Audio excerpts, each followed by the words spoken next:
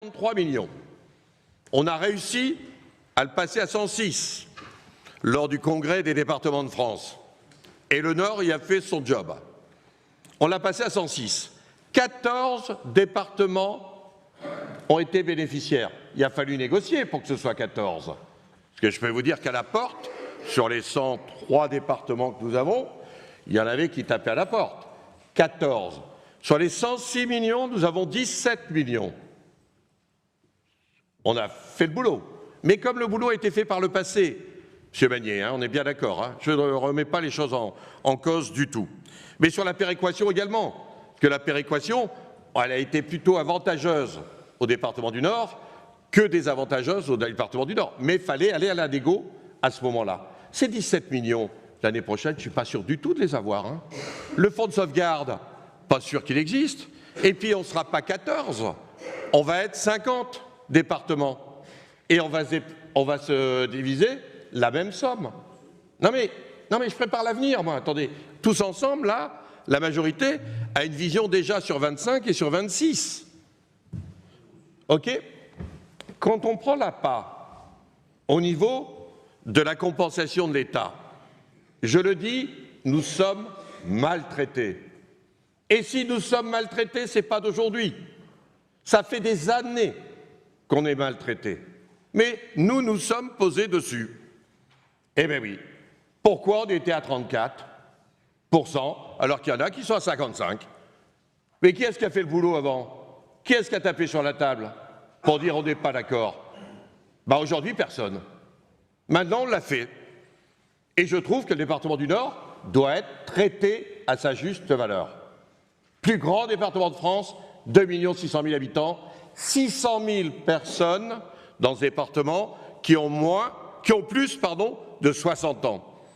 Tiens, vous prenez la Côte d'Or, c'est ce que je dis à François Sauvadet, ton département, ça serait que des personnes supérieures à 60 ans.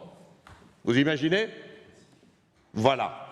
Donc, on a été un tout petit peu entendu. On était à 100 millions d'euros. On est passé à 150 millions d'euros sur l'enveloppe pour remonter les pourcentages. L'objectif était de monter à 40.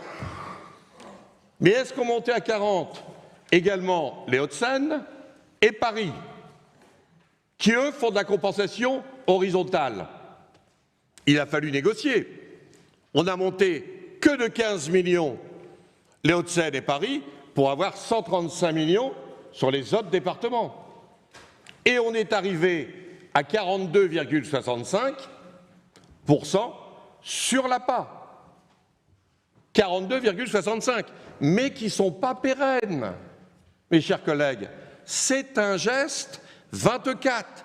Moi, quand j'entends parler de geste 24, ça ne me fait pas plaisir du tout. OK? Ça veut dire que s'il n'y a pas de geste en 25, les 16 millions, on ne les a pas. Donc là, vous avez 33 millions, on ne sait pas si on les aura l'année prochaine. Oui, mais attendez, on ne peut pas faire de dépenses pérennes aujourd'hui. Nous ne pouvons pas aller faire des dépenses en disant on a les 33 millions, on dépense, l'année prochaine on n'a plus les 33 millions, on fait quoi alors? Et on revient en arrière et on dit que dans nos solidarités, on est obligé de taper les budgets? Non. On a fait le choix de ne pas taper les budgets dans les solidarités, de même l'augmenter, parce que nos recettes ne sont pas sûres. Voilà, je voulais vous expliquer ça ce matin, parce que si on ne fait pas ça, on est mal. Sur la PCH, on est maltraité. On est à 30%. Pourquoi le boulot n'a pas été fait avant? Attendez, et j'avais obtenu de la Première ministre de l'époque qu'il y ait un amendement de l'État sur l'APA et la PCH. Bien sûr, il y a un petit malin technocrate qui ne l'a passé que sur l'APA et qui n'a pas mis la PCH. Comme ça, on ne récupérait rien sur la PCH. La PCH, on est au point 0 aujourd'hui, on est à 30. Il y en a qui sont à 50. Et nous, premier département de France, 30, ça fait du... Attendez, vous voyez le volume qu'on perd? Que tout est démultiplié dans ce qu'on perd en volume. Je veux dire qu'un département de 250 000 habitants soit à 32, au lieu d'être à 50, ça ne représente pas grand-chose. Nous, qu'on soit à 30 au lieu d'être à 45, je peux vous dire que ça représente quelques millions d'euros. Donc c'est là qu'on doit se battre et avancer dans les années qui viennent. On a besoin d'avancer sur l'APA, on a besoin de travailler sur la PCH également, avec l'État.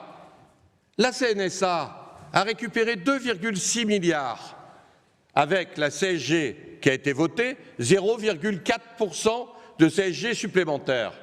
2,6 milliards. Vous croyez qu'il y a eu quelque chose qui est revenu pour nous? Zéro. Ça a été repris sur l'avenant 43, sur la qualité et autres, mais il n'y a pas eu une partie sur nous. Et celle-là, je la réclame, moi. 2,6 milliards, on aurait peut-être pu nous mettre 300 ou 400 000 euros quand même. C'était pas mal. Même si on aurait pu mettre 2 milliards, je suis d'accord avec toi. Je suis d'accord avec toi. Mais vous voyez dans quelle situation on est. Donc on ne peut pas tirer des plans sur la comète en disant cette année c'est comme ça, je dépense et comment on sera l'année prochaine. Mais on doit continuer à montrer qu'on existe, continuer à dire que le département du Nord a besoin de l'État. L'État doit respecter le plus grand département de France, quel que soit l'État. Je le dis, c'est que des chiffres qui parlent. Il n'y a pas deux sortes de Français. Il n'y a pas ceux qui sont dans la Creuse et ceux qui sont dans le Nord. La Creuse, elle doit être à plus de 50. C'est pour ça que je me permets de dire ça. La présidente est très sympa, mais elle est quand même à plus de 50. Vous voyez, c'est ça qu'il faut qu'on avance. Voilà. Et c'est pour ça qu'aujourd'hui, on ne peut pas vous dire, on peut dépenser, on peut mettre de l'argent sur la table.